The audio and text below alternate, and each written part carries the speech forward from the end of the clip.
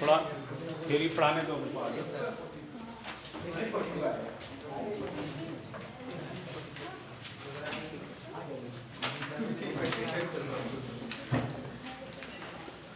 पढ़ा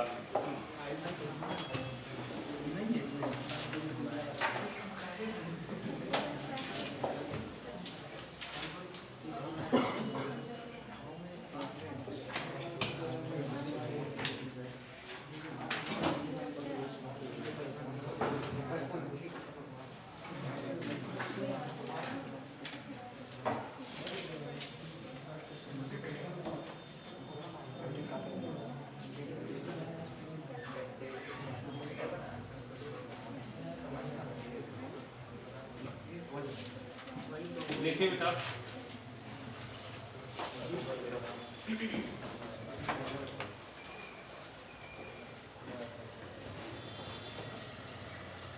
लिखिए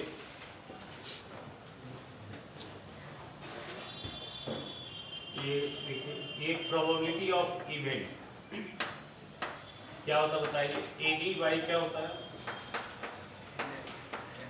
एनएस होता है, सबको पता है। एनी को हम लोग क्या बोलते हैं, नंबर ऑफ फेवरेबल केसेस, और एनएस को हम लोग बोलते हैं total number of cases. NS क्या है बताओ यहाँ पे, एनएस क्या है, number of elements in simple space. Any क्या है बताओ, number of elements in events. ठीक है, इसको हम लोग ऐसे भी बोलते हैं, ये है E, number of favourable cases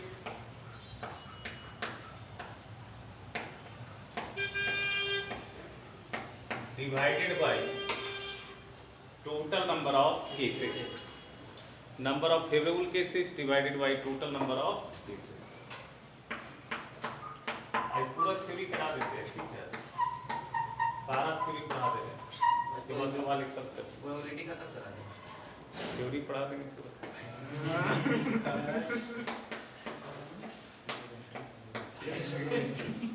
probability बहुत अभी ज़्यादा नहीं पढ़ना, आपको 12th में पूरा प्रोबेबिलिटी पढ़ना है, ठीक है। ये थोड़ा सा पढ़ाया है बस, एडिशन थ्योरम तक, इसका फिर एप्लीकेशन 12th में भी है। ये तो आप अभी 9th 10th वाला ही पढ़ रहे हैं, बट ये थोड़ा सा एडवांस हो जाएगा जिस पे परमुटेशन बेस्ड सवाल रहेगा। तो परमुटेशन कॉम्बिनेशन अभी आप पढ़ें, इसलिए थोड़ा सा आपको अलग टाइप का लगेगा, बट फार्मूला तो ही लगेगा। परमुटेशन कॉम्बिनेशन जानते हैं तो दिक्कत नहीं। Number of favourable cases divided by total number of cases, ठीक है। अच्छा, इतना तो समझ में आता है कि कोई भी इवेंट जो होता है वो सबसेट होता है सिंपल स्पेस का। ये तो आप जानते हैं, कोई भी इवेंट जो है वो सबसेट होता है सिंपल स्पेस में, इतना पता है आपको। तो यहाँ पे ये मैं लिख सकता हूँ, E is the subset of S, E is the subset of S, this is the symbol of subset, ठीक है। अच्छा, ये तो हमको ये भी पता है कि फाई जो होता है, नल सेट जो होता है, हर एक सेट का सबसेट होता है। तो मैं क्या लिख सकता हूँ, फाई इवेंट का तो सबसेट होगा ही होगा, फाई द सबसेट ऑफ ई। समझ में आ रहा है क्या? अच्छा, अब फाई में तो एक भी एलिमेंट नहीं है। फाई जब ई का सबसेट है तो इसका मतलब फाई अगर ई का सबसेट है तो ई भी तो नल सेट हो सकता है, इम्पॉसिबल इवेंट जो हम लोग बोलते हैं। तो फाई ई के बराबर भी हो सकता है और ई एस के बराबर भी हो सकता है, इसलिए मैंने बराबर का सिंबल डाला। समझ में आ रहा है? ई ऐसा तो हो सकता है कि ई और एस बराबर हो जाए, ठीक है, जब श्योर इवेंट हो जाएगा, ठीक है। और ये फाई जो है ई के बराबर हो सकता है, अगर ई इम्पॉसिबल इवेंट हो जाए, मतलब ई में कोई भी एलिमेंट ना हो तो फाई हो जाएगा। तो मैं ऐसा कर सकता हूं कि number of element in phi is always less और equal to number of element in E is always less equal to number of element in S. क्या ऐसा मैं बोल सकता हूं क्या? As E less equal to, sorry, n phi less equal to n of e less equal to n of s। सबको चमक रहा है क्या? इसमें कोई दिक्कत है? किसी को बताएगा? कोई दिक्कत है यहाँ तक? सबको समझ में आ रहा है? अच्छा। अब ये number of element in five क्या हो जाएगा? 0। ये तो सबको पता है, ठीक है।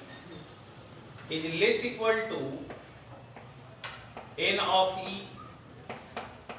Less equal to n of s, ठीक है बेटा? बोला जाए लोग मास लगा कर रखता। अच्छा, ठंडा मार दिया हमको कल से, बहुत शरीर में दर्द है। अब तो एक बार नहीं पड़ा क्लास में ले पड़ा। देखिए अब हम क्या करते हैं, NS से डिवाइड कर लेते हैं। एनर्जी लेवल मेरा डाउन हो गया है, लग रहा है क्या? NE by NS less equal to NS divided by NS। बोलो होगा ऐसा क्या? यस ठीक है। अच्छा, 0 बाई लफड़ा तो 0 आ जाएगा। 0 बाई एनीथिंग क्या आ जाएगा? 0 आ जाएगा। ये less equal to number of favourable cases divided by total number of cases, probability of event E आ जाएगा। और NS बाई NS क्या हो जाएगा? 1 आ जाएगा। तो ये रिजल्ट भी आप बचपन से जानते होंगे। यस किसी इवेंट का प्रोबेबिलिटी मिनिमम क्या होगा? 0, मैक्सिमम क्या होगा? 1, और नहीं तो फिर 0 और 1 के बीच झूलेगा। अगर किसी इवेंट का प्रोबेबिलिटी आपका प्रोबेबिलिटी 1 से ज़्यादा रहा है तो समझो प्रोबेबिलिटी नहीं है। अगर आपका आ रहा है तो मतलब आप नया स्टाइल्स बना रहे होंगे, आ रहा होगा, ठीक है। अच्छा, अब अगर किसी इवेंट का प्रोबेबिलिटी 0 आ जाए तो उसको हम लोग बोलते हैं इम्पॉसिबल इवेंट। तो नोट में लिख लेना, if probability of event equal to 0 implies to E is called impossible event. E is called impossible event. E is called impossible event. Set theory पढ़े हो थोड़ा ना? Yes sir. नहीं तो दिक्कत की दिक्कत है बेटा। सेट थ्योरी पढ़े हो तो दिक्कत नहीं है, और परमुटेशन कॉम्बिनेशन पढ़े हो तो भी दिक्कत नहीं तो महा दिक्कत है। तो फिर एक भी सवाल नहीं बनेगा, सब छूट जाएगा। अच्छा, अगर प्रोबेबिलिटी ऑफ इवेंट अगर 1 हो जाता है तो E को बोलते हैं श्योर इवेंट।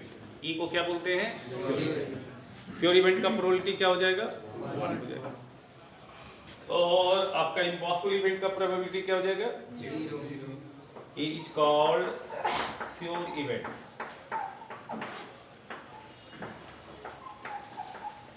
थोड़ा जल्दी से हमको बता दो,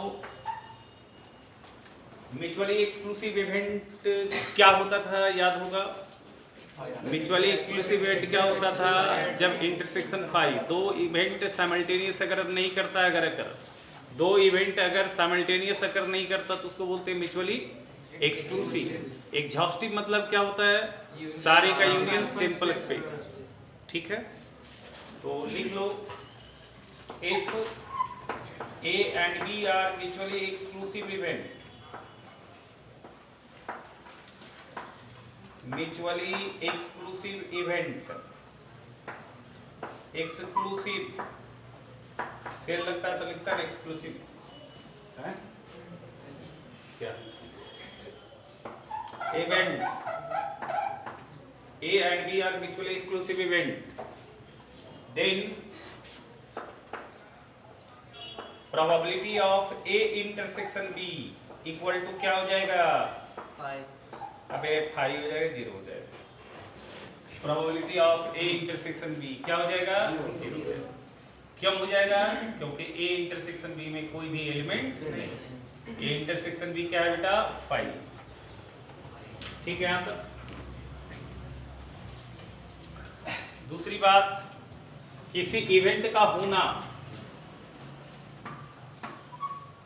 और किसी इवेंट का ना होना, ये दोनों का प्रोबेबिलिटी का सम क्या हो जाएगा? 1 हो जाएगा। ई डैश का मतलब वो इवेंट नहीं हो रहा है, ठीक है। किसी इवेंट का होना और किसी इवेंट का ना होना का प्रोबेबिलिटी का सम क्या हो जाएगा? 1 हो जाएगा। तो अगर मेरे को प्रोबेबिलिटी ऑफ ई पता है, इवेंट ई का संभावना पता है, तो क्या ई कॉम्प्लीमेंट का संभावना आ जाएगा क्या? Yes, sir. तो प्रोबेबिलिटी ऑफ ई कॉम्प्लीमेंट अगर लिखना है तो आप क्या लिखेंगे? 1 minus probability of E complement, ठीक है।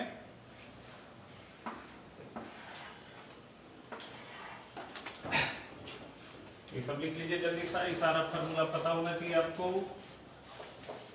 एक होता है, थोड़ा सा ध्यान दीजिएगा, ऑड्स इन फेवर और ऑड्स अगेंस्ट इन फेवर, ये दोनों भी बड़ा इंपॉर्टेंट वर्ड है। ऑड्स इन फेवर, ठीक है, लिखिएगा, एक फॉर्मूला है, इसको याद रखिएगा। सुनिएगा, किसी इवेंट के फेवर में अगर बात करेगा, ऑड्स इन फेवर बोला जाता है, odds in favour of event A. Odds in favour of event ए का मतलब हुआ ए का होना डिवाइडेड बाय ए का ना होना, समझ रहे हो। और ऑड्स अगेंस्ट इन फेवर का मतलब होता है, odds against in favour of event ए मतलब ए का ना होना डिवाइडेड बाय ए का होना। मैं भी समझा रहा हूं, लिखोगे। Odds in favour of event A, अगर सवाल में बोला odds in favour of event E, of event A बोल लो, इवेंट ई बोल लो, ठीक है। Odds in favour of event E क्या होगा? Is equal to probability of E divided by probability of E complement, E का होना और डिवाइडेड बाय ई का नहीं होना। ऑड्स इन फेवर मतलब इवेंट का probability of event E divided by probability of E का complement. Odds against in favour, odds against of event E लिख लोगे। ऑड्स अगेंस्ट, अगर odds against of event E बोला तो इसका मतलब इसका उल्टा, probability of event E complement divided by probability of event E. जैसे आप इंडिया पाकिस्तान का मैच देखते हैं, Yes, sir. ठीक है, अब आपको जो है odds in favour of India wins, odds in favour of India wins, तो ऊपर क्या आ जाएगा? दो ही बातें होगी, या तो इंडिया जीतेगा या तो पाकिस्तान जीतेगा। Odds in favour of India wins तो मतलब इंडिया के फेवर में बात हो रही है, तो ऊपर इंडिया का प्रोबेबिलिटी और डिवाइडेड बाय नीचे पाकिस्तान का, समझ रहे बात? ऑड्स अगेंस्ट इन फेवर करने का मतलब पाकिस्तान का जीतने का संभावना पूछ रहे हैं, ठीक है ना। तो ऊपर आ जाएगा पाकिस्तान का जीतने का प्रोबेबिलिटी, नीचे आ जाएगा इंडिया का जीतने का, समझ में आ रहा बात? और दोनों मिल करके क्या हो जाएगा? 1, ये इंडिया के जीतने का प्रोबेबिलिटी है और ये डिवाइडेड बाय पाकिस्तान का जीतने का प्रोबेबिलिटी, और ये दोनों मिल करके 1 हो जाएगा, क्योंकि दो ही देश खेल ही रहा है, एक जीतेगा एक हारेगा, ड्रॉ का बात नहीं होता है, तो हो गया ड्रॉ हो गया, सब हाफ हाफ हो जाएगा, ठीक है, ड्रॉ हो गया था, हाफ हाफ हो जाएगा ना। Yes, sir. तो याद रहेगा क्या, ये वर्ड बड़ा इंपॉर्टेंट है, बड़ा इंपॉर्टेंट वर्ड है ये, odds in favour of event E, तो probability of event E divided by probability of event E complement, odds against of event E, तो क्या हो गया? ए का नहीं होना डिवाइडेड बाय ए का होना।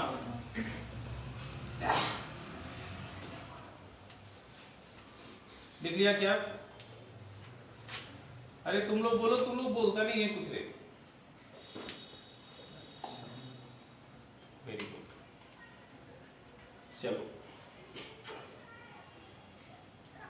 चलो ठीक है, पहले हम लोग जो है ना कुछ क्वेश्चन बना लेते हैं, तो फिर समझ में आएगा, इस पे भी कुछ क्वेश्चन कर लेते हैं, ठीक है, तो समझ में आएगा आपको।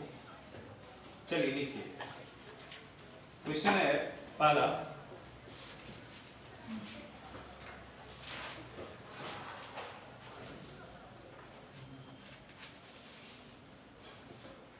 देखो सपोज ईच चाइल्ड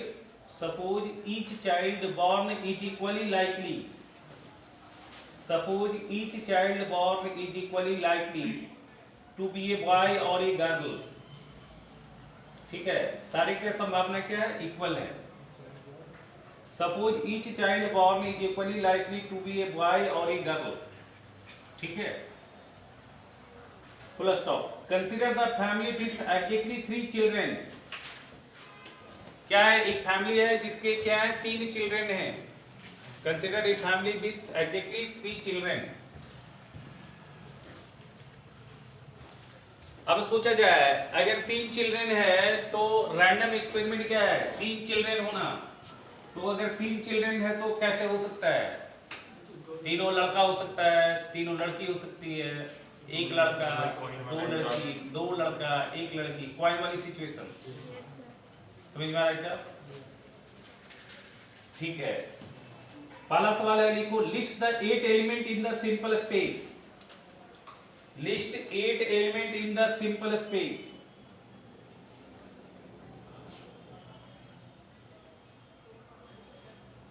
तो लिख सकते हो 8 एलिमेंट? कैसे लिख सकते हो बताओ, कैसे लिख सकते हो? G1 G2 G1 G2 लिखने की जरूरत नहीं, गर्ल गर्ल मतलब समझ में आ जाता है। जैसे B G G लिखा तो ठीक है, पहला लड़का, फिर दूसरा मिडिल वाली लड़की, फिर छोटी लड़की, इस तरह से। सबसे लेफ्ट वाली को बोल दो। क्या लिख सकते हो बताओ, सिंपल स्पेस लिखो आप लोग। ये देखो इस तरह से लिखते हैं B B B, समझ में आ रहा है क्या? B B B का मतलब क्या हो गया, पहला भी लड़का, दूसरा भी लड़का, तीसरा भी लड़का। वाइट वाइट वाइट, पहला भी लड़का, दूसरा भी लड़का, तीसरा भी लड़का। और फिर क्या हो सकता है बताओ, वाइट गर्ल गर्ल, ठीक है क्या, पहला लड़का, दूसरी लड़की, तीसरी लड़की। फिर क्या हो सकता है बताओ, बॉय गर्ल बॉयज, ऐसा भी हो सकता है। और क्या हो सकता है, गर्ल बॉयज बॉयज, ये तो अभी मैंने 4 ही लिखा है, ठीक है। जी भी हो सकता है, ठीक है क्या, गर्ल बॉयज गर्ल 5। जी भी हो सकता है, गर्ल गर्ल बॉयज। जी लास्ट है, एक और छोड़ो, छूटा है 1 2 3 4 5 6, अच्छा 2 ही छूट रहा है क्या, 1 2 3 4 5 6, 2 भी छूट रहा। बीबी जी, अच्छा बीबी जी, सही सही है बीबी जी। और जी आ गया क्या बताओ, लिख लिया आपने सब लोग? चलो पहला सवाल है, find the probability that exactly one child is girl। one child is girl, तो probability of one child is girl, one child is girl। तो एक लड़की कहाँ दिख रही है, एक लड़की सिर्फ one child is girl, एक जगह, 2 जगह, जी के ऊपर अच्छा 3 जगह, हाँ 1 2 और 3 जगह, तो 3 बाई 8 हो जाएगा क्या, बोलो टेबल हो गया 3 और टोटल नंबर ऑफ केसेस हो गया 8। इस तरह का बड़ा आसान कर लोगे। अच्छा फिर कह रहा है अगला,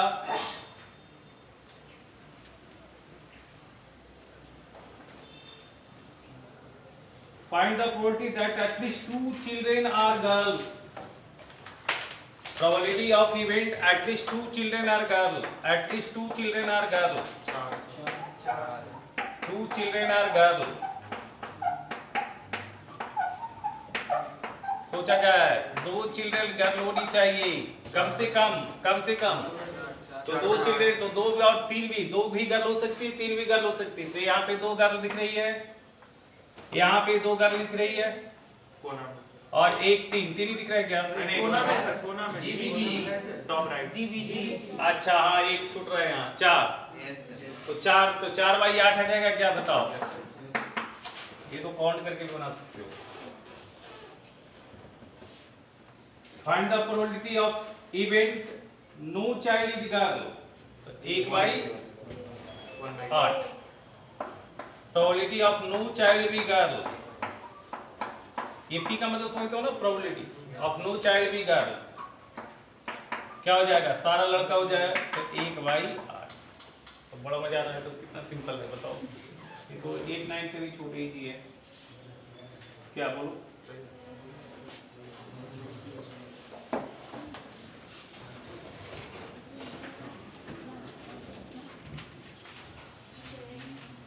चलो ये सवाल अच्छा है, ये सवाल अच्छा है, ये सवाल बढ़िया सवाल है, ये सवाल को करो, ये अच्छा सवाल है, ये स्टार मार्क सवाल के बढ़िया सवाल है। Find the probability that a leap year, ये बढ़िया सवाल है। Find the probability that a leap year comma selected at random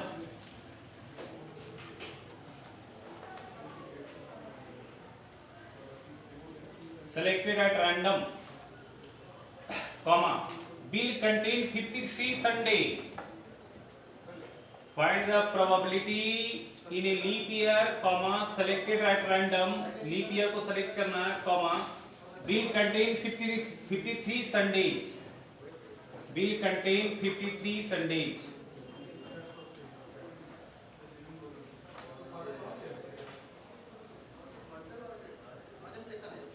ठीक है। लीप ईयर में टोटल कितने दिन होते हैं? ऐसे साल में 365 दिन होते हैं, ठीक है। लीप ईयर में जो है टोटल कितने दिन होते हैं? 366 तो लीप ईयर में 366 दिन होता है। तो इसमें 7 से डिवाइड करो तो कितना आ जाएगा? 52 और 2 दिन बच जाएगा, यानी कि 52 वीक एंड 2 डेज एक्स्ट्रा। क्या समझ में आ रहा है क्या? लीप ईयर में 366 दिन होता है और 366 दिन में क्या है, 52 वीक होगा और 2 दिन एक्स्ट्रा होगा। अब 52 वीक आने का मतलब है 52 संडे तो ऑलरेडी आ चुके। आपको प्रोबेबिलिटी किन का पूछना है? पूछा है 53वां संडे का। तो 52 संडे तो ऑलरेडी आ चुके, तो जो 53वां संडे होगा वो ये जो रिमेनिंग 2 डेज है उसी में तो आएगा। क्या सोचो? अब ये 2 डेज रिमेनिंग जो है वो किसी भी दिन से आप स्टार्ट कर सकते हो, 2 कंसेक्यूटिव डेज से। यहां से जो 2 डेज बनाना बचाना उसी से आपको सिंपल स्पेस क्रिएट करना है, क्योंकि आपको प्रोबेबिलिटी पूछा 53rd संडे का, तो 52 संडे तो ऑलरेडी हो चुके हैं यहाँ पे। समझ में आ रहा बात? तो अब आपका जो सिंपल स्पेस बनेगा वो साल जो बनेगा वो 7 ही दिन का बनेगा, ठीक है। तो यहाँ पे 2 डेज आप किसी से भी स्टार्ट करो। अगर मंडे से स्टार्ट करते हो, मान लेते हो मंडे से स्टार्ट करते हो, तो मंडे और क्या आ जाएगा? ट्यूसडे, मंडे ट्यूसडे एक आ गया। दूसरा क्या आ जाएगा बताओ? अगला फिर क्या आ जाएगा? ट्यूसडे, वेडनेसडे आ जाएगा क्या? बोलो बोलो। फिर क्या आ जाएगा? अच्छा ये मंडे ट्यूसडे ऐसे लिखे क्या? एम टी से चल जाता क्या?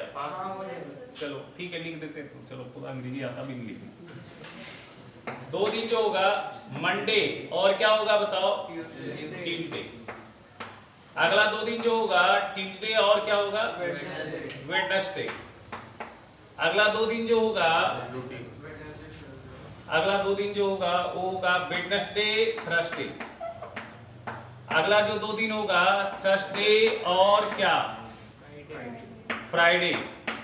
अगला जो 2 दिन होगा वो होगा फ्राइडे एंड सैटरडे। फिर क्या होगा? Saturday and Sunday. और फिर क्या होगा? Sunday and Monday. क्या होगा बताओ? मंडे। ये सिंपल स्पेस हो गया, मंडे है, मेनी नहीं है। ये सिंपल स्पेस क्रिएट हो गया। फेवरेबल केसेस क्या हैं? 2। फेवरेबल केसेस क्या हैं? संडे आने चाहिए, 53rd संडे। तो 53rd संडे मतलब देखो संडे कितने बार आ रहा है? 2 बार आ रहा है, फेवरेबल केसेस 2 है, और टोटल कितने केसेस है? 1 2 3 4 5 6 7। तो प्रोबेबिलिटी ऑफ रिक्वायर्ड इवेंट क्या बोला? प्रोबेबिलिटी ऑफ 53 संडे, ठीक है। 53 संडे क्या हो जाएगा बताओ? 2 डिवाइडेड बाई फेवरेबल केसेस 2 और टोटल केसेस 7, 2/7 हो जाएगा क्या? Yes. समझ में आ रहा है?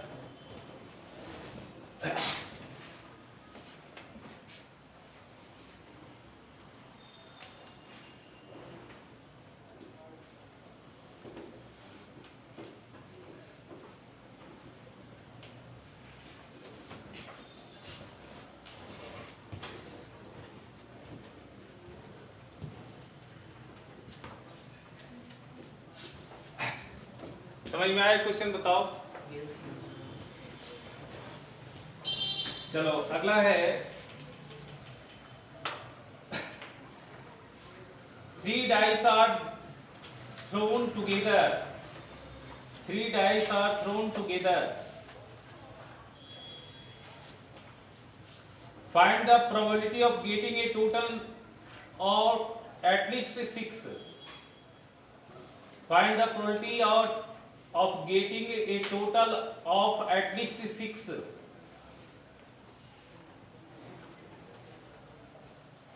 बताओ टोटल सैंपल स्पेस पे कितने एलिमेंट होंगे? 216। 6 का क्यूब है ना? हाँ, एटलीस्ट बोला है, गेटिंग एटलीस्ट क्या बोला है? 6। सम तीनों पे आना चाहिए कम से कम क्या? 6। समझ में आ रहा है क्या? अब देखो टोटल जो है 3 पे जो सम आएगा मिनिमम क्या हो सकता है? क्वेश्चन फिर से सुन लो। 3 dice are thrown together. Find the probability of getting a total of at least 6. ठीक है, तीनों पे जो सम आएगा वो तीनों का सम कम से कम 6 होना चाहिए। अच्छा बताओ मिनिमम सम कितना हो सकता है? 3 हो सकता है क्या? तीनों पे 1 1 1 आए तो 1 1 1 आएगा तो मिनिमम सम आएगा, और 6 6 6 आएगा तो मैक्सिमम सम आएगा। सर 210। ठीक है, 6 6 6 आएगा तो मैक्सिमम आएगा, तो कितना आ जाएगा? 18 आ जाएगा क्या? बताओ। अब तुमसे पूछा क्या है? एटलीस्ट सम 6 होना चाहिए, यानी कि 6 भी पूछा, 7 भी पूछा, 8 भी पूछा, 9 भी पूछा, 10 भी पूछा, 11 भी पूछा, 12 भी पूछा, 13 14 15 16 17 18 सारा पूछा है। तो ये काउंट करना तो बड़ा डिफिकल्ट है। नहीं क्या पूछा है बताओ? 3 के बारे में नहीं बोला है, 4 के बारे में नहीं बोला है, 5 के बारे में नहीं बोला है, तो ये काउंट करना ज्यादा आसान है। बताओ। तो आपको बताया ना इस तरह के सवाल में एटलीस्ट वाली जब बात होती है तो क्या करते हैं? टोटल में क्या करते हैं? जो नहीं बोला गया उसके बारे में बात करते हैं। एटलीस्ट का मतलब क्या हुआ? हाँ ठीक है, सॉल्व कर लेते हैं, मिला लीजिएगा आंसर। समझिए कॉन्सेप्ट पहले समझिए। हमने आपको बहुत बार बताया, मतलब परमुटेशन कॉम्बिनेशन में भी बताया आपको कि जब सवाल में एटलीस्ट वाली बात होती है तो हम क्या करते हैं? टोटल माइनस जो नहीं बोला जाता वो करते हैं। समझ में आ रहा है क्या? और टोटल प्रोबेबिलिटी तो 1 होगा। तो यहाँ पे रिक्वायर्ड प्रोबेबिलिटी के लिए मैं क्या करूँ? रिक्वायर्ड प्रोबेबिलिटी के लिए मैं क्या करूँ? सम 3 वाली काउंट कर लेता हूँ, सम 4 वाली काउंट कर लेता हूँ, और सम 5 वाली काउंट कर लेता हूँ। तो 3 वाली के लिए क्या क्या आएगा? सोचो। 1 1 1 आएगा। देखो और 3 कैसे आ सकता है? और कोई तरीका नहीं है 3 आने का। ठीक है, अगर 1 पे 2 आ जाएगा तो 1 पे 1 पे 0 आ नहीं सकता है। अच्छा 4 आने के लिए क्या हो सकता है? 1 2 1 हो सकता है, 2 1 1 हो सकता है, 1 1 2 हो सकता है। क्या समझ में आ रहा है क्या? ये आसान है काउंट करना, उधर तो काउंट करना 6 से आगे काउंट करना तो बड़ा डिफिकल्ट है। अच्छा अब आगे देखो, अब 5 आना चाहिए। 5 आने के लिए क्या हो सकता है? 2 पे 2 आ जाए, 1 पे 1 आ जाए। ठीक है, तो क्या हो सकता है? 2 2 1 2 2 1 हो गया, 2 1 2 आ जाएगा, 1 2 2 आ जाएगा, और क्या आएगा बताओ? और आ सकता है क्या?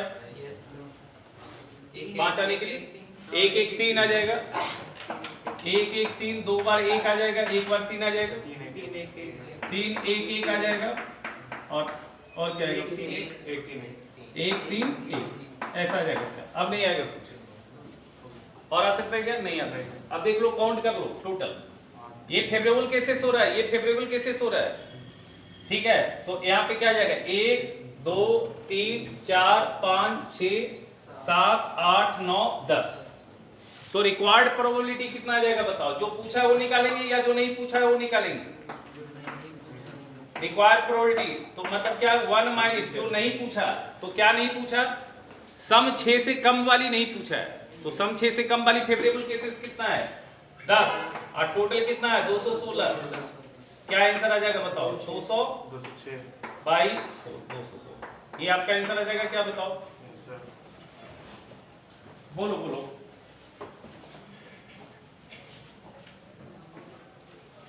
ठीक है,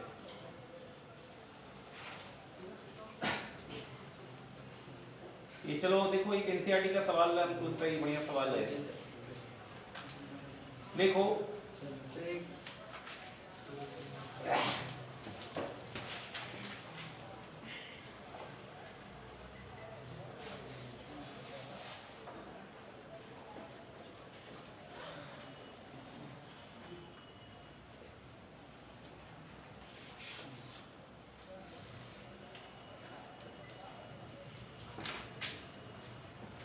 देखो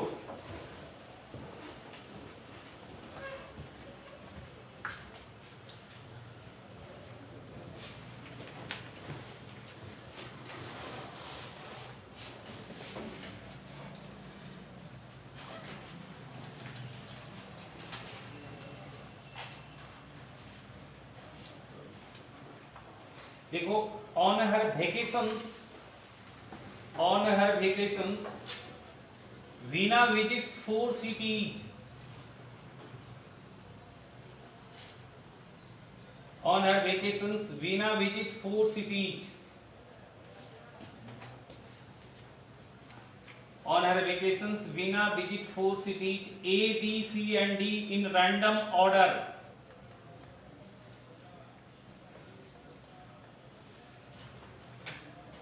ठीक है, रैंडम ऑर्डर में जो है ना, सिंपल स्पेस क्या है? ये 4 सिटी विजिट करना है रैंडम ऑर्डर में। तो पहले ए, फिर बी, फिर सी, फिर डी, फिर कभी पहले बी कभी सी, मतलब बेसिकली ये अरेंजमेंट है 4 चीजों का। ये 4 चीजों का क्या है? अरेंजमेंट। तो बताओ सिंपल स्पेस में टोटल कितना हो जाएगा? 4 चीजों का अरेंजमेंट करना है तो 4 फैक्टोरियल दैट इज 24 हो जाएगा। ठीक है, अभी कह रहा है what is the probability that C visit. इसमें बहुत सारा सवाल है।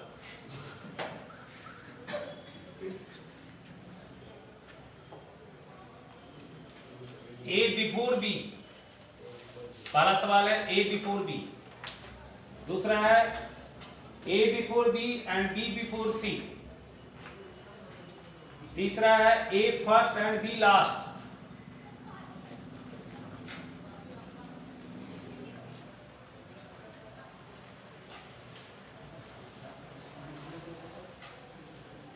ठीक है, A first and B last. चौथा है ए आइदर फर्स्ट और सेकंड।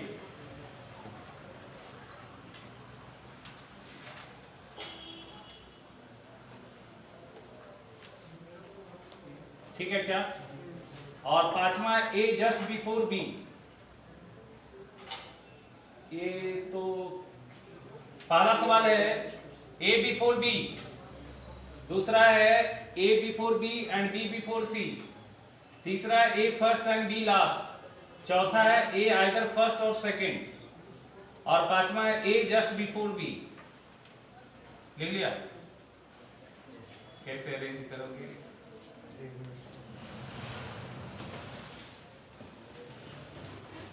चौबीसों अरेंजमेंट लिखना पॉसिबल है क्या?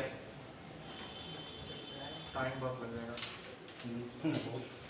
टाइम लगेगा, लेकिन ये अरेंजमेंट भी अजीब टाइप का है ना सब। ए बिफोर बी, सुनो आप ऐसे समझो ना, 4 जगह है, 4 जगह है, 4 जगह है, मान लो ना 1 2 3 4, 4 जगह है।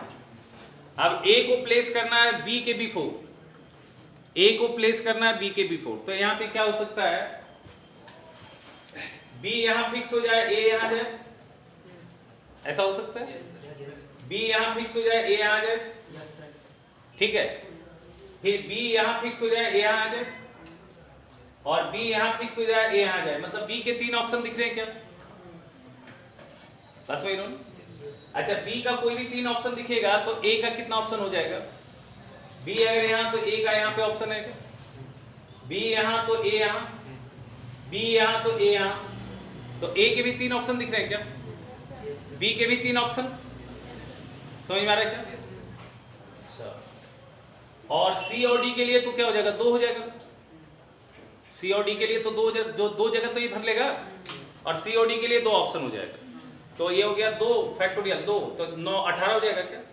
18/24 पहला का आंसर चेक करो। पहला का आंसर 12/24, 18 लोग का किससे आ रहा है? ए का भी 3 ऑप्शन दिख रहा है ना? नहीं, ए का 3 ऑप्शन क्या बोल रहा था सवाल में? ए बिफोर बी, ए बिफोर बी, पहले ए फिर बी, पहले विजिट करेगा ए फिर बी। तो अगर ए यहाँ है तो बी यहाँ जाएगा, अगर ए यहाँ बी का लगता है, क्या ऑप्शन बोलते हैं? एक जगह ए रखने से 3 जगह बी रखने। हाँ, तो वही तो ऑप्शन, तो वही तो ठीक तो कर रहे थे, 3 जगह वहां पे हो रहा था। हाँ, फिर सेकंड पे प्लेस करेंगे तो 2। बी का भी तो 3 ही ऑप्शन है। बी का 3 ऑप्शन, ए का भी तो 3 ऑप्शन दिख रहा है।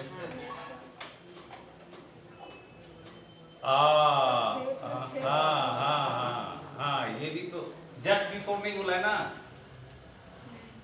ए बिफोर बी मतलब क्या बोला है? ए बिफोर बी मतलब क्या बोला है? पहले प्लेस हो सकता है। हाँ, मतलब ए यहाँ पे तो बी इधर भी आ सकता है।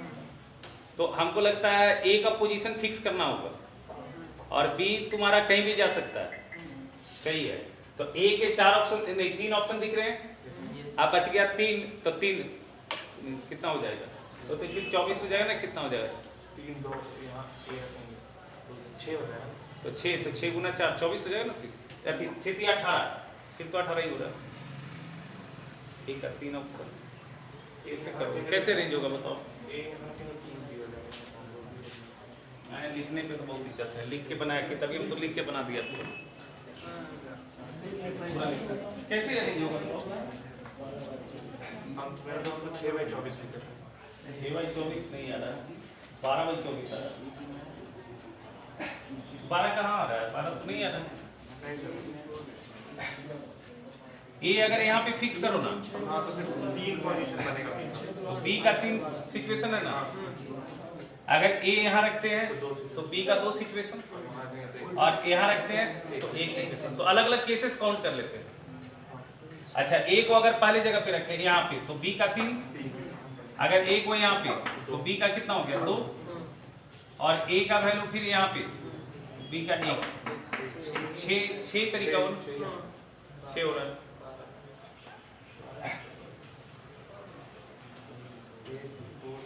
कहाँ आ रहा है? नहीं आ रहा।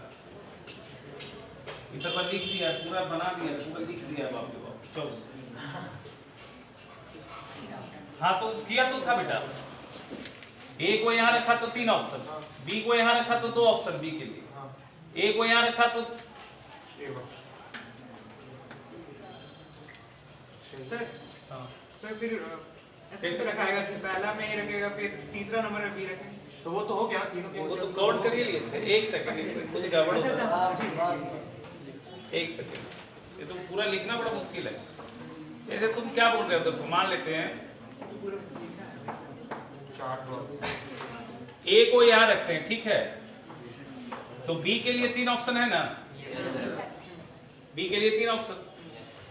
अच्छा, अगर ए को हम यहाँ रखते हैं तो फिर बी के लिए तो 2 ही ऑप्शन रहेंगे।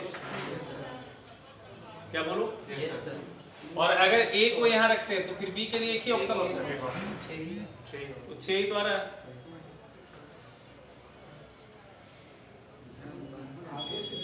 हाँ? बिफोर है। ये तो एक ही जगह रहेगा। मान लीजिए सर सीडी होगा तो वो डीसी भी तो हो सकता है, वो भी तो इंटरचेंज होगा वहाँ पे। सर वो 3 फैक्टोरियल बेस में होगा, वो हाँ ठीक बोल रहे अगर हैं। साथ में होगा, जैसे ये सी और डी का पोजीशन चेंज होगा तो केस चेंज हो जाएगा ना। मान लीजिए अगर हम 3rd पोजीशन पे रख रहे हैं और उसके बाद बी आ रहा है तो सी डी ऐसे और फिर डी और सी अच्छा सी और डी को भी रखना होगा। हाँ वो तब 12 हो जाएगा। अच्छा ए और बी का पोजीशन फिक्स कर दो हाँ तो और सी और डी चेंज करेगा 6 क्या? into 2 हो जाएगा 12। हो जाएगा। ऐसे कर रहे क्या?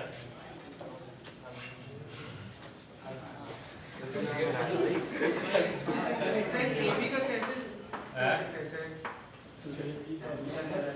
कंफ्यूजन हो गया। नहीं सर केस डबल हो जाएगा ना अगर सी और डी को एक्सचेंज करेंगे तो। से एबी का ए को यहाँ रखे, ए यहाँ पे ए यहाँ पे, तो बी के लिए 3 ऑप्शन है ना? यस यस अच्छा बी के लिए 3 ऑप्शन, सी और डी के लिए फिर कितना होगा? सर अगर दो बी के लिए 3 तो एक ही जगह पे बैठेगा तो 2 जगह पे वो आ जाएगा फैक्टोरियल 2। अच्छा हो तो गया हो गया बस 12 आ गया। फैक्टोरियल 2। सी और डी को भी तो अरेंज करना है। अरे 3 में से कोई एक ही जगह पे ना बैठेगा। ठीक ठीक ठीक ठीक ठीक। देखो यहाँ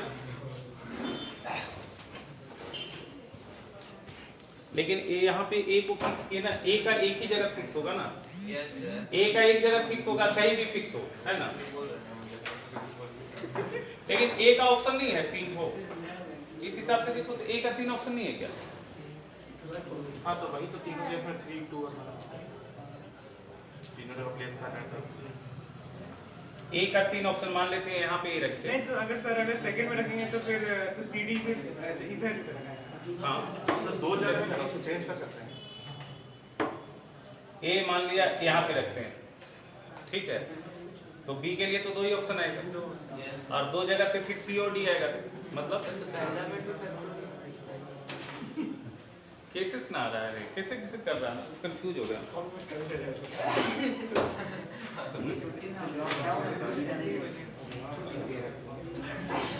लास्ट तो यहाँ पे सी और डी है, इसको हम एक्सचेंज कर सकते हैं। 2 केस यहाँ पर रहेगा और यहाँ पे सी और डी है, इन दोनों को एक्सचेंज तो करेंगे। सबका अलग अलग केस देखना पड़ेगा। सब 6 केस था ना, तो 6 केस आपका 3 + 2 + 1 और सी और डी को एक्सचेंज करेंगे तो वो 2 केस हो जाएगा। 6 × 2 12 हो जाएगा। वो दोनों के बीच अरे हाँ हाँ हाँ फैक्टोरियल। अरे कैसे बोल रहे हो बेटा? ए को पहला पोजीशन पे रख के, हाँ Yes, sir. ठीक है? 3 को अरेंज करने के लिए ए को पहला पोजीशन पे फिक्स कर दिए, इसके लिए 3 के लिए 3 फैक्टोरियल, ठीक है? फिर ए को अगर हम यहाँ पे रखते हैं, अच्छा ए को सेकंड पोजीशन पे रखते हैं तो फिर भी तो 3 जगह बच रहा है ना, बी लेकिन इधर आएगा ना बी, सर बी आएगा और फिर सीडी भी तो रहेंगे। सी और डी तो कहीं भी अरेंज हो जाएगा।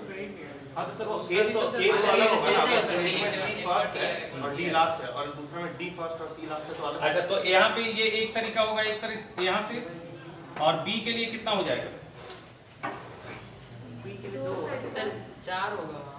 सर अगर बी थर्ड में आएगा तो सीडी 2 बार एक्सचेंज फिर वो एक बार गलती हो जा रहा ना तब नहीं होगा, ये मतलब बाद में करेंगे, ठीक है? कंफ्यूज हो गया जब अपने से नहीं समझेंगे तब तक नहीं होगा, ठीक है? सर वो जो फर्स्ट में ए लिखा है ना उसे 3 बार लिखेगा। ठीक है, थोड़ा देर के बाद कर देते हैं, 2 मिनट तक थोड़ा देर के बाद करते हैं। कंफ्यूजन हो गया, गड़बड़ गया। अगला सवाल लिखो। देखो एक बार गड़बड़ हो जाएगा ना तो दिक्कत है, फिर दिक्कत है। देखो लिखो, सवाल लिखो। एंड अर्न कंटेन्स 9 रेट, बता देंगे थोड़ा देर में बता देंगे। एंड अर्न कंटेन्स 9 रेट, देखो ना, एंड अर्न कंटेन्स 9 रेट, हाँ 9 रेट, 7 वाइट, हल्ला नहीं करो, 9 रेड 7 वाइट, एक बार गड़बड़ हो जाता तो दिक्कत, एंड 4 ब्लैक। फिर आप जब तक अपने नहीं करेंगे ना तो कंफ्यूजन हो सकता है। 9 रेड 7 ब्लैक, क्या क्या बेटा? 9 red 7 white and 4 black ball, ठीक है? क्वेश्चन लिखो। If 2 balls are drawn at random, if 2 balls are drawn at random, if 2 balls are drawn at random, find the probability that number 1, both the balls are red,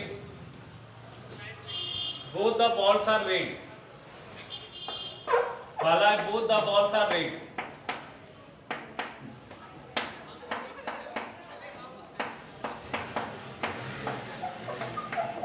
दूसरा है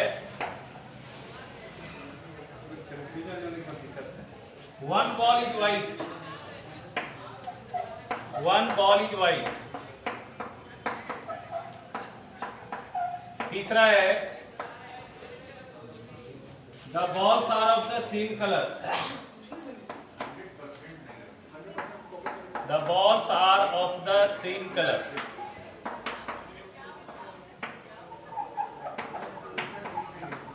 और चौथा है बेटा one white and other red, one white and other red, other red. बनाओ इसको, सबको किस बनाओ, कोशिश करो।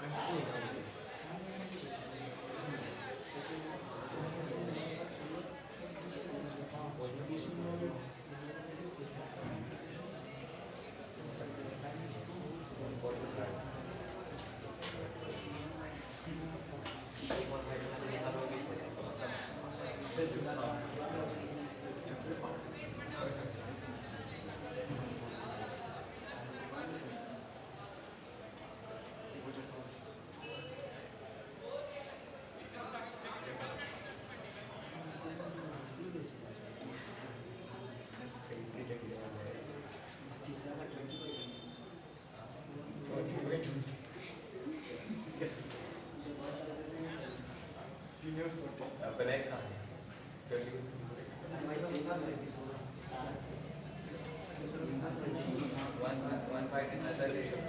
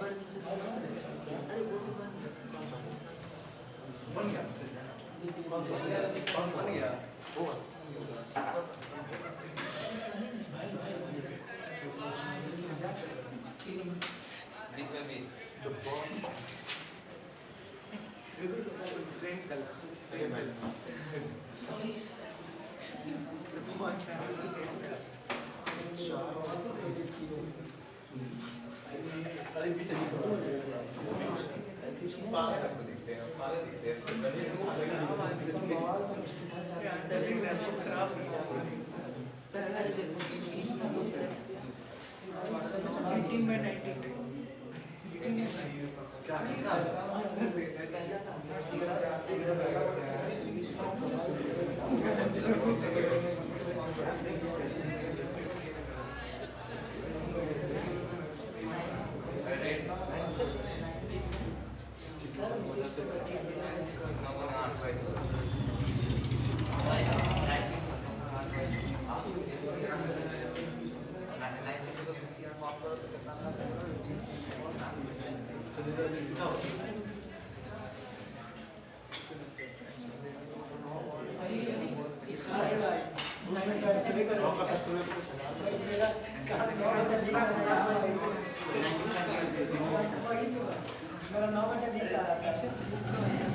गेट को आर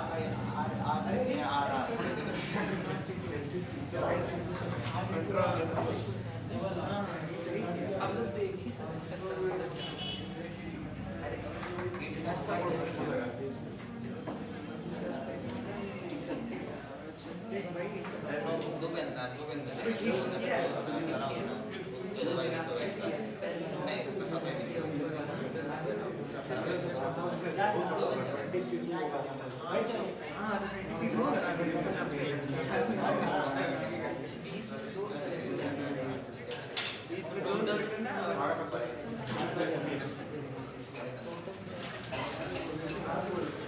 आया क्या सब? खूब लाउड हम देखेंगे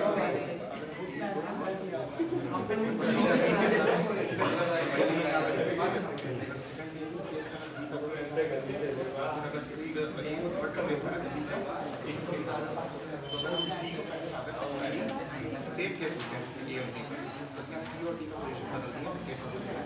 बस यहाँ 6 केस है और ये बड़ी डी को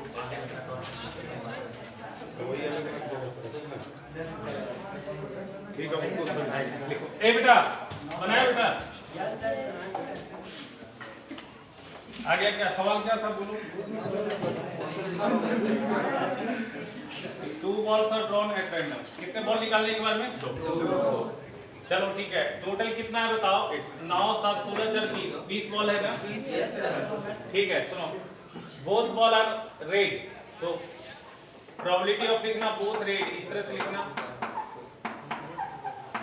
दोनों रेड होना चाहिए। तो दोनों रेड होना चाहिए, इसका मतलब आपके पास रेड कितना है टोटल? 9 में से 2 रेड कोई भी हो सकता है, तो 9 में से कोई भी 2 रेड होना चाहिए, यानी कि उसके लिए 2 सेलेक्ट करेंगे आप। तो 9 में 2 रेड सेलेक्ट करने का तरीका होगा 9C2, और टोटल केसेस हो जाएगा, टोटल है 20 बॉल, 30 में से 2 सेलेक्ट करने का तरीका 20C2। ये सॉल्व कर लेना आ जाएगा आंसर। ये 9 गुना 8, अब आई कितना है? 9 36, और ये आ जाएगा 20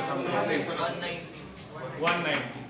ठीक है, आगे पहला ये बताओ। 1 बॉल इज व्हाइट, अब जो है एक व्हाइट है, तो इसका मतलब एक दूसरे कलर का होगा। पहला 1 व्हाइट, तो 1 व्हाइट का मतलब एक ही व्हाइट आ रहा है, तो यानी कि 2 बॉल चाहिए ना आपको, तो एक व्हाइट, तो दूसरा जो होगा वो दूसरे कलर का होगा। तो एक व्हाइट मतलब साथ में एक व्हाइट चुन लिया आपने 7C1, लेकिन अब जो है एक दूसरे कलर का होगा, तो दूसरे कलर का बॉल कितने बच रहे हैं? 13 में से कोई एक चुना जाएगा, तो 13C1 डिवाइडेड बाई क्या हो जाएगा?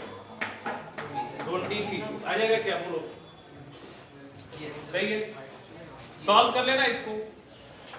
अच्छा, the balls are of the same colour, the balls are the same colour करने का मतलब दोनों रेड भी हो सकता है, दोनों व्हाइट भी हो सकता है, दोनों ब्लैक भी हो सकता है। तो यहाँ पे इवेंट आप 3 तरीके से कर सकते हैं, या तो आप दोनों रेड चुन ले, या तो दोनों व्हाइट चुन ले, या फिर दोनों ब्लैक चुन ले। समझ में आ रहा है क्या? तो तीसरा का आंसर आ जाएगा, तीसरा है 2 balls are of same color, balls are of same color, तो क्या हो जाएगा बताओ? क्या हो जाएगा? यहाँ पे दोनों रेड चुन लिया तो 9C2, अब प्लस दोनों व्हाइट चुन लिया 7C2, या फिर दोनों ब्लैक चुन लिया 4C2, डिवाइडेड बाई कितना हो जाएगा? 20। समझ में आ रहा है क्या? अच्छा, तीसरा है 1 व्हाइट एंड 1 रेड, एक व्हाइट और एक रेड होना चाहिए, एक व्हाइट और एक रेड, पता नहीं क्या। Probability of 1 white and 1 red, ठीक है बेटा, क्या हो जाएगा इसका बताओ। एक वाइट एक रेड 7C1, एक वाइट और एक रेड 9C1 बाय 20C, ठीक है। देखो अगला,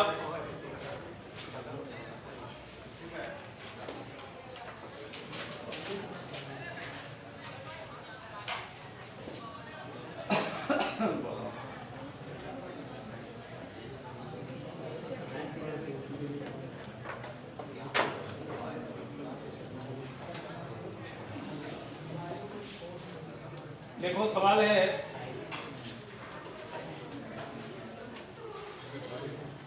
a 5-digit number is formed with the digits, a 5-digit number is formed with the digits,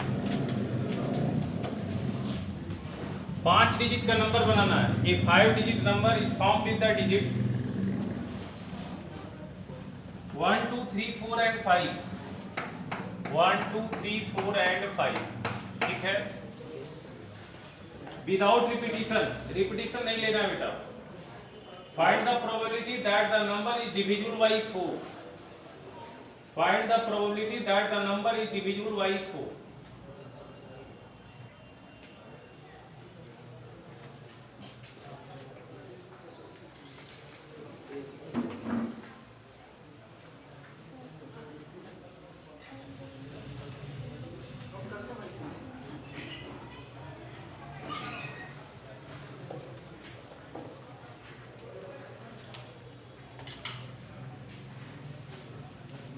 चलो करो इसको।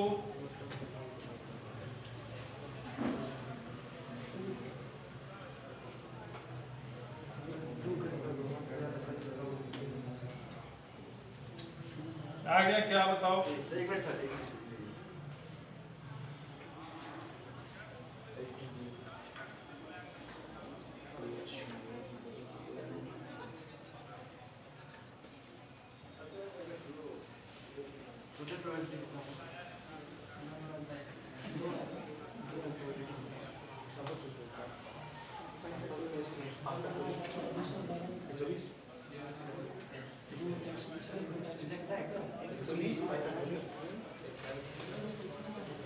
आया क्या बेटा।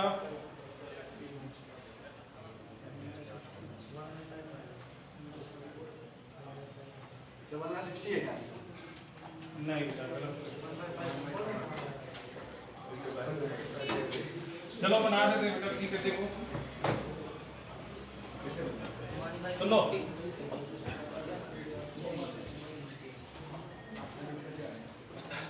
देखो आंसर बताओ कितना रहा है। सुन लो क्या सवाल पूछ रहा है। सबसे पहले देखो टोटल, पहले टोटल नंबर देख लो। टोटल नंबर क्या बन जाएगा, टोटल नंबर कितना बन जाएगा 5 डिजिट का। ये 5 से 5 डिजिट का कितना नंबर बन जाएगा 5 फैक्टोरियल। 5 जगह पे 5 नंबर आपस में रेंज होगा फैक्टोरियल 5, ये हो गया फैक्टोरियल 5 मतलब गया कितना 130। अब प्रोबेबिलिटी किसका, फेवरेबल केसेस क्या है, वो 5 डिजिट के जो नंबर बनेंगे वो 4 से डिविजिबल होना चाहिए। वो 5 डिजिट का जो नंबर बनेगा वो 4 से डिविजिबल। अच्छा 4 से डिविजिबल होने का कंडीशन क्या पता है, लास्ट 2 डिजिट 4 से डिविजिबल होना चाहिए। 1 2 3 4 5, ठीक है। ये दो जगह पे ऐसा डिजिट आना चाहिए, ठीक है। ये दो जगह पे ऐसा डिजिट भरना कि ये दो से जो नंबर बनेगा वो 4 से डिविजिबल होना चाहिए। तो देखो यहाँ पे 12 आ सकता है क्या, 12 आ सकता है, 24 आ सकता है, 32 आ सकता है और 52 आ सकता है। क्या आ सकता है क्या, बोलो 44 कैसे, रिपीटिशन नहीं, ठीक है। बोलो होगा, यही 4 ऑप्शन से ये लास्ट 2 डिजिट भर सकते हैं। यानी कि ये लास्ट 2 जगह भरने का यही 2 ऑप्शन है, या तो यहाँ पे 1 2 आ जाए, यहाँ 2 4 आ जाए, या तो 3 2 आ जाए, या 5 2। यानी कि लास्ट 2 प्लेस को भरने का कितना तरीका, 2 4 तरीका। बच गया 3 जगह, 3 जगह पे 3 डिजिट कैसे अरेंज होगा 3 फैक्टोरियल। तो फेवरेबल केसेस कितना हो जाएगा, लिखो फेवरेबल केसेस मतलब हो जाएगा आपका क्या, फेवरेबल केसेस मतलब 5 डिजिट का वो नंबर जो डिविजिबल होना चाहिए किससे, 4 से। तो बताओ कितना हो जाएगा, ये 3 जगह पे तो 3 फैक्टोरियल और ये 2 जगह पे 4 तरीके से, तो ये 3 फैक्टोरियल 6 होता है अंदर 24। तो प्रोबेबिलिटी जो निकालना है number divisible by 5, number divisible by 5, अल्लाह बहुत कर रहा है। ये कितना आ जाएगा बताओ, कितना आ जाएगा? टोटल फेवरेबल केसेस कितना आ रहा है? सर 24 अरे यार 24, अब आई कितना? 1/5 हो जाएगा क्या? Yes sir. हाँ कहाँ? अरे अरे यार लोचा है, हो जा रहा है बेटा, थोड़ा गड़बड़ समझ चल रहा है। ठीक है, सुधारो। लिखो, अरे क्वेश्चन लिखो। In a relay race,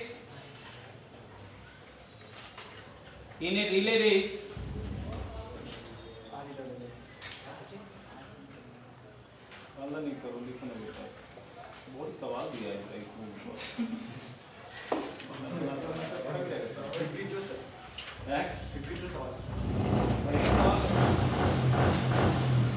देखो, in a relay race there are 5 teams A, B, C, D and E. In a relay race there are 5 teams A, B, C, D and E.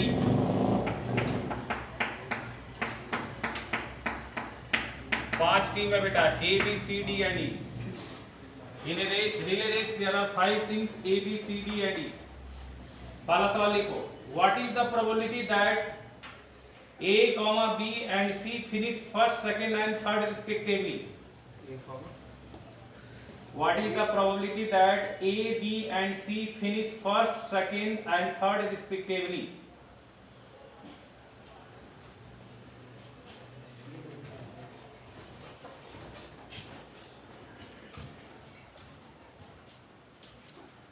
सवाल समझ में आ रहा है? मतलब जो है ना, आपके पास देखिए 5 लोग दौड़ रहे हैं, तो 5 पोजीशन रखेंगे, कोई फर्स्ट होगा, कोई सेकंड होगा, कोई थर्ड होगा, कोई फोर्थ होगा, कोई फिफ्थ होगा, बस वही लो ना। बट वो बोला है कि उनका प्रोबेबिलिटी निकालो जो पहले पोजीशन पे आ जाए, दूसरे पोजीशन पे बी आ जाए और तीसरी पोजीशन पे सी आ जाए। डी और ई के बारे में नहीं बोला, उनका प्रोबेबिलिटी निकालो।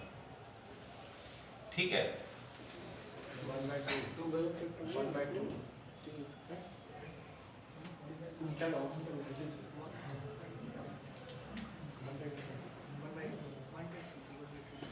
सुन लो फिर से क्वेश्चन है बेटा। In a relay race there are 5 teams A, B, C, D and E. What is the probability that A, B and C finish first, second and third respectively? ठीक है, तो 1/160 हाँ सही। कितना आंसर सर, क्या सही, इसका सही है 1/60 बोल रहे हो, सही है। यस देखो सुनो, अरे पहला 3 पोजीशन की बात करनी है, पहला 3 पोजीशन का, तो टोटल केस क्या हो जाएगा? टोटल में तो देखो, टोटल में क्या होता है, ये तो जिनका प्रोबेबिलिटी निकालना हो पहले जगह पे, प्रोबेबिलिटी निकालना है किनका, फेवरेबल होगा पहले जगह पे आ जाए, दूसरी जगह पे भी आ जाए, तीसरी जगह पे सी आ जाए, तो ये तो एक ही तरीके से अरेंज होगा, ये तो फिक्स है।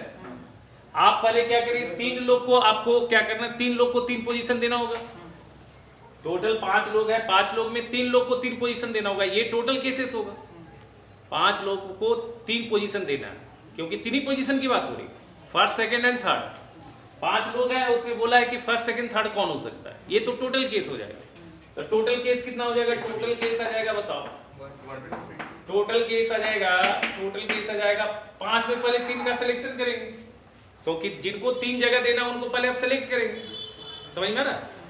अभी थोड़ी ABC सेलेक्ट हो रहे हैं, ऐसा थोड़ी है, वो तो उनका प्रोबेबिलिटी बोला है कि पहले जगह पे आ जाए, दूसरी जगह पे भी आ जाए, तीसरी जगह पे सी आ जाए, तो फिर वहां पे सिलेक्शन का भी जरूरत नहीं है, क्योंकि ABC ही को आना है और तीनों का पोजीशन भी फिक्स हो गया, समझ में आ रहा बात।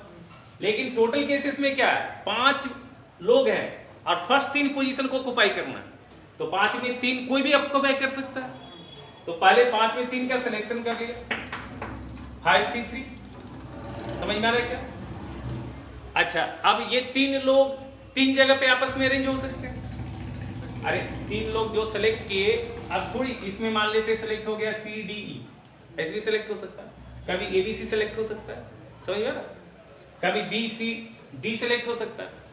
तो अभी तो पोजीशन थोड़ी फिक्स है, टोटल केसेस में पोजीशन थोड़ी फिक्स होगा। तो 3 लोगों को 3 जगह पे अरेंज करने का तरीका क्या होगा, फैक्टोरियल 3। ये सॉल्व करो कितना हो जाएगा, 5C2 के बराबर हो जाएगा इनटू फैक्टोरियल 3। 5C2 मतलब हो गया 5 गुना 4/2 और गुना 3 फैक्टोरियल मतलब 6, ये 60 हो जाएगा क्या, ठीक है। अच्छा अब क्या है, फेवरेबल केसेस क्या है, फेवरेबल केसेस है number of favourable cases, number of favourable cases, ये कितना है, इसमें तो कुछ भी नहीं, एक ही है फेवरेबल केस। आपको बोल दिया है कि आपको पहला 3 पोजीशन पे ABC को ही आना है, तो फिर ABC को सेलेक्ट करना है क्या, वो तो सिलेक्टेड है। पहला 3 पोजीशन पे ABC को ही आना है, तो वो तो 3 सिलेक्टेड है। तो अब जो सिलेक्टेड है उसको तो सेलेक्ट थोड़ी करना है, तो उसका तो एक ही तरीका है। अच्छा अब क्या है, वो 3 आदमी आपके हाथ में है ABC, और सबका पोजीशन भी फिक्स कर दिया, पहले जगह पे A, दूसरी जगह पे B, तीसरी जगह पे C, वो इंटरचेंज नहीं हो सकता, तो ऐसा तो एक ही तरीका हो, तो एक आ जाएगा। तो टोटल प्रोबेबिलिटी क्या हो जाएगा बताओ, प्रोबेबिलिटी ऑफ क्या हो जाएगा बताओ, क्या लिखें इसको, क्या लिखें इसको, 1/60 डायरेक्ट आंसर लिख दे क्या, रिक्वायर्ड प्रोबेबिलिटी लिख दो, हटाओ लफड़ा क्या करना, रिक्वायर्ड प्रोबेबिलिटी क्या आ जाएगा बताओ, 1/60 आ जाएगा क्या, बोलो। दूसरा सवाल इसी में लिखो, what is the probability that ABC are first 3 to finish. अगला सवाल है इसी सवाल में, what is the probability that A, B and C are first 3 to finish in any order. अब क्या कोई भी 3 ऑर्डर 3 जगह है, अब किसी भी ऑर्डर में, अब क्या हो जाएगा, अरेंजमेंट हो जाएगा। अब यहाँ पे क्या हो जाएगा, ये केसेस 1 नहीं रहेगा, वो हो जाएगा 3 फैक्टोरियल। समझ में आ रहा है क्या, क्योंकि अब आपका सीट अलाउड नहीं है, अब जगह आपका अलाउड नहीं है, 3 जगह है, 3 लोग भी हैं ABC, और उनका पोजीशन फिक्स नहीं है, समझ में आ रहा बात। तो 3 जगह पे 3 लोग को आपस में कैसे अरेंज करोगे, 3 फैक्टोरियल। तो अगला का आंसर क्या आ जाएगा, 3 फैक्टोरियल बाई कितना आ जाएगा, अगला का आंसर आ जाएगा 3 फैक्टोरियल बाई 60, 1/10 आ जाएगा क्या, बोलो। देखो तुम लोग ध्यान नहीं दे रहा, बना नहीं रहा बेटा, तुम लोग खाली गप कर रहा, ऐसे कैसे काम चलेगा।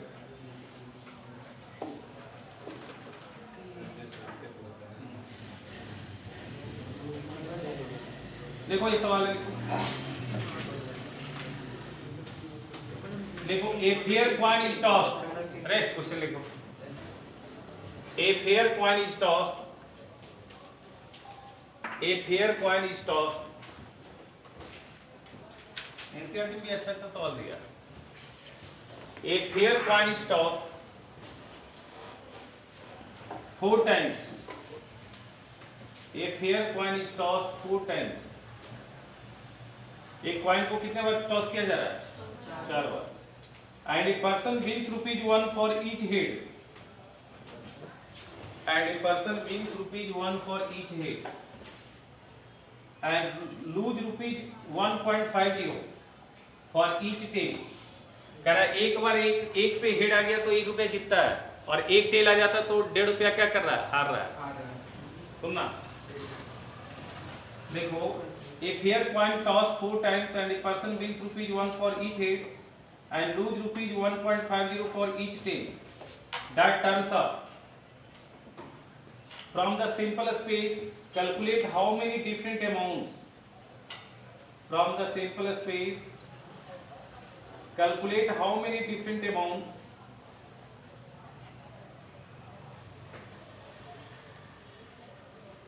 calculate क्या लिखा, from the simple space calculate how many different amounts of money you can have after 4 tosses, you can have after 4 tosses,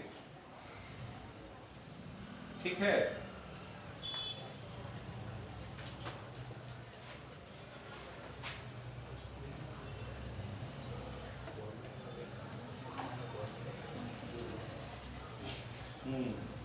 देखा क्या लिखा? From the simple space calculate how many different amounts of money you can have after 4 tosses and the probability of having each of these amounts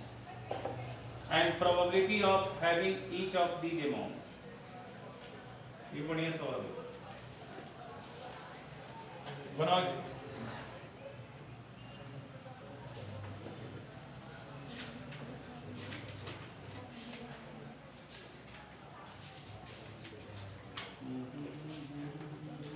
बनाओ बेटा।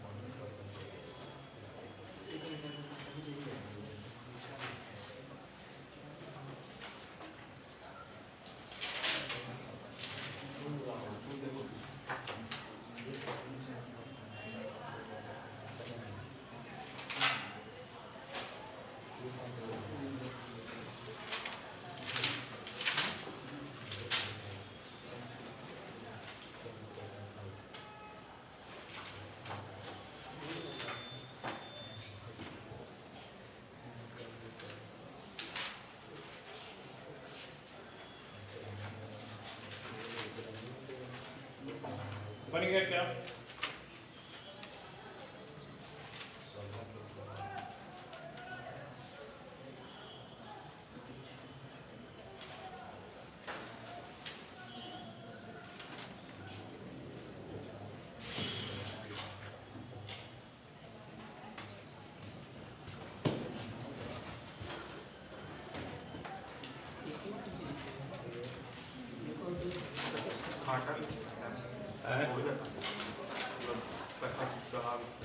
हाँ गवा सकता है, बोलो। पहले सिंपल स्पेस क्रिएट कर लो। कर लिया? 16 को आएगा। ये तो बताया थे ना सिंपल स्पेस लिखने के लिए। देखो जल्दी सब।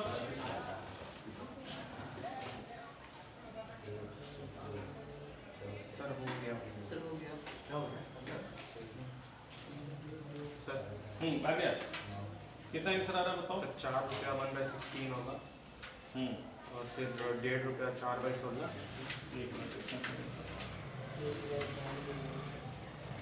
4 रुपया 1/16 सही है। 1.5 रुपया का 4/16 और फिर 1 रुपया गवाएगा तो उसका 6/16 होगा और 3.5 रुपया गवाने पे उसका माइनस मतलब 4/16 और 6 रुपया गवाने पे 1/16। सही। पहले सिंपल स्पेस क्रिएट करो ना। पहले सिंपल स्पेस क्रिएट करो। ये किस तरह से बताया तो बताओ। इस तरह से आएगा क्या? 8 गुना होगा वो।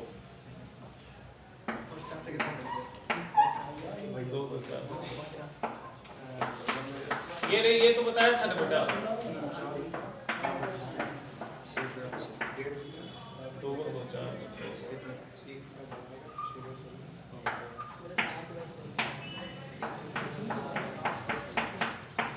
देखो हम बनाते हैं।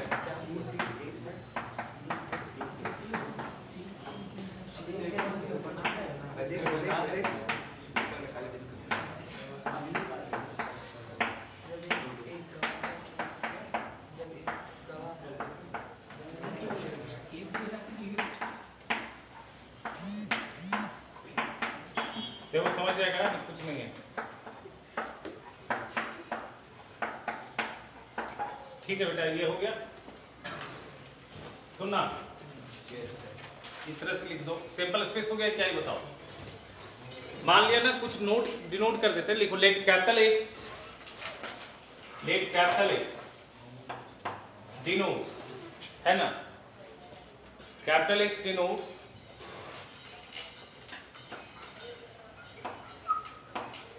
रुपीज, ही विन्स और लूजेज, या तो जीतेगा या तो क्या करेगा, हारेगा। Capital x denotes rupees, he wins और लूजेज, ऑब्लिक लूजेज और लूजेज। समझ में आ रहा है क्या? जो पैसा हार रहा है या जीत रहा है उसका नाम हमने क्या दिया, कैपिटल एक्स। अब कैपिटल एक्स का वैल्यू क्या क्या हो सकता है ये देखना है। अभी देखो कैपिटल एक्स का वैल्यू क्या हो सकता है, अगर तुमको चारों हेड आ गया तो यहाँ पे कितना 4 रुपये आ जाएगा क्या, क्योंकि एक पे हेड आता है। सुनना ध्यान से, इधर ध्यान दो, एक पे हेड आने का मतलब 1 रुपया जीतता है। इस सिचुएशन में अगर चारों पे हेड आ जाएगा तो 1 रुपया इससे मिलेगा, यहाँ से टोटल 4 रुपया मिलेगा क्या, तो इसका मतलब वो 4 रुपया भी जीत सकता है। समझ रहे हो ना। तो x का वैल्यू क्या क्या हो सकता है, x का वैल्यू तो 1 4 हो सकता है, ये 4 रुपये जीत रहा है, प्लस का मतलब जीत रहा है और माइनस मतलब हारेगा। अच्छा अब देखो क्या हो सकता है, 3 हेड आ सकता है, या तो चारों पे हेड आ जाएगा, या तो 3 पे हेड आ जाएगा, या 2 पे हेड आएगा, या फिर 1 पे हेड आएगा, या तो फिर 1 पे भी हेड नहीं आएगा। तो चारों पे हेड आएगा तो 4 रुपये जीतेगा। अब 3 पे अगर हेड आएगा और 1 पे टेल आएगा तो 3 रुपया जीता और 1.5 रुपया हारा, अभी भी उसके पास 1.5 रुपया जीत रहा है। तो x का दूसरा वैल्यू क्या हो सकता है, x का दूसरा वैल्यू हो सकता है 1.5 रुपया, 1.50 हो सकता है कि नहीं, बताओ बोलो। x का दूसरा वैल्यू हो सकता है, मतलब या तो 4 रुपया जीत सकता है या तो फिर 1.5 रुपया जीत सकता है। 4 रुपये जीतने का मतलब 4 रुपये टेल आया होगा, 1.5 रुपया जीतने का मतलब 3 पे हेड आया होगा, 1 पे टेल आया होगा। अच्छा अब मान लिया 2 पे हेड आया और 2 पे टेल आया, तो 2 पे हेड आया तो 2 रुपया मिला उसको, और 2 पे टेल आ गया तो 3 रुपया उसका लॉस हो गया, तो 3 रुपया लॉस हुआ, तो 2 में से 3 -1 रुपये। अब उसके पास अमाउंट कितना आ रहा है, -1, तो ये -1 का मतलब वो 1 रुपया वो लूज किए। समझ में आ रहा है। अच्छा -1 1 रुपया लूज कब करेगा, जब 2 हेड और 1 रुपया लूज कब करेगा, जब 2 हेड और 2 टेल आएगा। अब 1 हेड आएगा और 3 टेल आएगा तो 1 रुपया जीतेगा और 4.5 रुपया हारेगा, तो अभी भी वो लूज कर रहा है कितना, -3 रुपया, तो -3 रुपया लूज कर रहा है। ठीक है, समझ में आ रहा है। साढ़े तीन -3 3.5 ना, 3.5 ना, हाँ 3.5, ठीक है। और अब एक हो सकता है किसी पे हेड नहीं आया, चारों पे टेल आ गया, तो 1.5 रुपया मतलब 4 बार हारेगा, तो -6 होगा क्या, -6। अब टोटल अमाउंट क्या हो जाएगा बताओ, -6, ये हो गया। मतलब -6 करने का मतलब चारों पे टेल आया, -3.5 का मतलब क्या हो गया, 3 पे टेल आया, 1 पे हेड आया, एक ही बार हेड आया, और -1 का मतलब हो गया 2 बार हेड आया, 1.5 का मतलब हो गया 3 बार हेड आया, और 4 रुपया का मतलब हो गया, बोलो, चारों पे हेड आया। तो टोटल अमाउंट क्या हो जाएगा, जो जीतेगा या हारेगा, टोटल अमाउंट क्या होगा, 4 रुपया जीतने का तो एक ही बार है, एक ही बार 4 रुपये हेड आ रहा है, समझ में आ रहा, एक ही बार ना आ रहा है, तो ये हो गया 4 प्लस 1.5 रुपया कब हारेगा, 1.5 रुपया कितने बार हारेगा, कितने बार हारेगा 1.5 रुपया, सॉरी कितने बार जीतेगा 1.5 रुपया, कितने बार जीतेगा 1.5 रुपया, जब 3 बार हेड आएगा, 3 बार हेड देखो कई बार आया, 4 बार, तो 4 गुना 1.5 आ जाएगा क्या, अरे ये तो एक बार में आया, 4 बार ना 3 हेड आया। वो क्या पूछ रहा है, टोटल कितना अमाउंट वो जीत रहा है या लॉस कर रहा है, वो भी तो पूछा ना, टोटल अमाउंट भी तो पूछा है। अच्छा अब फिर क्या करा, -1 1 रुपया लॉस होने का मतलब 2 बार हेड आया, तो देखो कितने बार 2 बार हेड आया, देखो इसमें 6 बार, तो एक बार में -1 आ रहा है, तो 6 बार में कितना होगा, -6 होगा क्या, बोलो बोलो। अच्छा फिर -3.5 मतलब एक बार हेड आया, तो एक बार हेड आया तो 3.5 रुपया लॉस किया है, तो एक बार हेड कितने बार आया, 4 बार, तो 4 गुना कितना आ जाएगा बोलो, -3.5, नहीं समझ रहा, ये लूज करेगा, ये जीतेगा नहीं, हारेगा कैसे, समझ में आ रहा, बेवकूफ होगा, हारेगा, किस्मत खराब है उसका। -6, तो -6 तो एक ही बार आ सकता है, तो -6। अब बताओ टोटल अमाउंट कितना हो गया इसका, ये आ गया 4 और 1.5 गुना 4 कितना होता है, 6, और घटाओ 6, और ये होगा 3.5 गुना 4 कितना होगा बोलो, 3.5 गुना 6 14, 14 और -6 तो 6 कट गया तो 14 24 हमें से 4 गया कितना होगा -16 यानी कि फाइनली वो क्या करेगा -16 रुपया क्या करेगा ठीक है नहीं समझ में आ रहा ये तो फाइनली वो -16 रुपया क्या करेगा ठीक है पूरी प्रोसेस में वो 16 रुपया क्या करेगा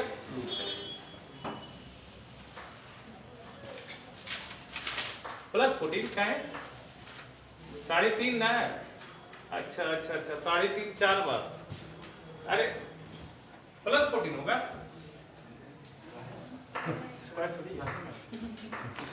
ये माइनस का मतलब 4 बार गुना थोड़ी किया माइनस पूरा कंफ्यूज कर दे रहा हमको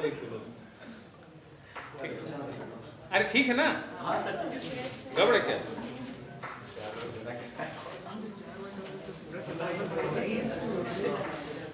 टोटल काउंट करेंगे ना टोटल अच्छा चलो ठीक है सुनो अब 4 रुपया जीतने का प्रोबेबिलिटी बताओ P x बराबर 4 इस तरह से 4 रुपया जीतने का प्रोबेबिलिटी 4 बार हेड एक ही बार आया है तो 1 बाई 16 हो जाएगा क्या बोलो अब सेपरेट प्रोबेबिलिटी निकाल रहे हैं P x बराबर 1.5 रुपया जीतने का प्रोबेबिलिटी मतलब क्या होना चाहिए 3 हेड आना चाहिए तो 3 हेड कई बार आया यहीं पे तो देखो 4 बाई 16 यहाँ देखो ये दिख रहा है ना 4 बाई 16 1/4 अब 1 रुपया हारने का प्रोबेबिलिटी 1 रुपया हारने का प्रोबेबिलिटी 1 रुपया हारने का प्रोबेबिलिटी कितना है यहाँ देखो यहाँ पे 6 बार आया 6 बार आया कि 4 बार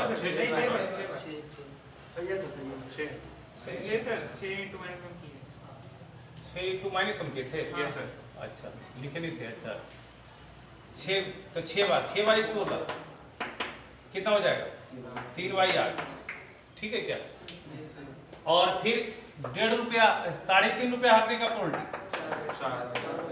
3.5 रुपया कई बार आया 4 बार आया 4 बाई 16 तो 1/4 और 6 रुपया हारने का प्रोबेबिलिटी 1/16 सही है ना दोनों सवाल पूछा था ना पहला सवाल में क्या पूछा था बोलो नहीं बोला था क्या बोला पहला बोला from the simple space calculate how many different amount of money you can have after 4 tosses ठीक है तो उसके पास कितना रुपया आएगा लूज करेगा वो 4 टॉस के बाद कितना रुपया लूज करेगा 16 रुपये करेगा नहीं सर वो डिफरेंट अमाउंट पूछा ना अगर 4 बार पॉइंट को क्रॉस करना है टोटल अमाउंट पूछा है ना नहीं 4 बार पूछा तो वो सब जो 5 हम लोग लिखे ना x का वैल्यू वो सब आंसर होगा अच्छा ये टोटल नहीं पूछा क्या नहीं सर अच्छा तो डिफरेंट अमाउंट पूछा तो यही हो जाएगा वही 5 यही हो गया ये टोटल अमाउंट भी निकाल दिए क्या दिक्कत है कोई दिक्कत नहीं अरे मान लिया हम नहीं जानते हम केवल टोटल अमाउंट पूछेगा तो ये होगा कि नहीं होगा अरे सुनो ठीक है बताने दो बाकी क्लास हाँ सर और वो सवाल आप बताएंगे पहले हम समझेंगे कंफ्यूज हो गए